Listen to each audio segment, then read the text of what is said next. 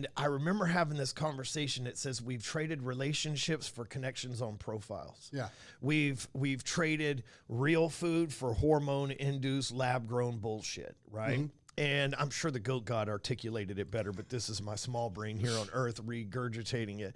But I got back to thinking, it's like, wow, we are losing the natural, like God, there's God's, and ultimately what I think now that I'm not in psychosis like that is like, it's God's way versus man's way. Yes. And we know in every religious book ever written, man is a fuck up, right? Yes. God knows, every religious book starts like this, God is great and knows everything, and then man fucks it up, right? Like every single, but. What they just came out and did was they said, anything we know of or don't know of that can be harmful to human beings from any chemical that's being used, they now have carte blanche immunity to.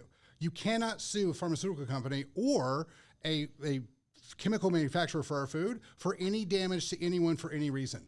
Like passed that law. If chicken gets E. coli or broccoli gets E. coli like it's done, then they can sue, Jolly Green Giant or whatever, but not anymore. This is the real thing that people need to kind of recognize is this is more of a literal biblical spiritual fight than it is anything else. So one of the named demons that's in the revolution of the end times is pharmakeia. Pharmakeia comes back from the idea of sorcery and witchcraft, where they would use potions to con men out of their wealth and their health. Sounds familiar. Well, the word pharmacy is directly taken from the word pharmakeia. So the pharmacy you're going to is named after the head demon that takes your health and wealth. That takes your health and wealth. Which is exactly what fucking insurance and pharmacy and healthcare and all that shit's doing. That's where we are. Yeah. We spend the most on healthcare, and we have the worst health we've ever had. So let me ask you a question. And this is the big question that I really want everybody listening to think about this. But is it just playing out this way from the Bible, or are these deranged world leaders following as it's a script or something like that? I feel like they're following it as a script because, like I mention this all the time, and people are like, no, whatever. Just Google all the things I'm saying. You'll find them.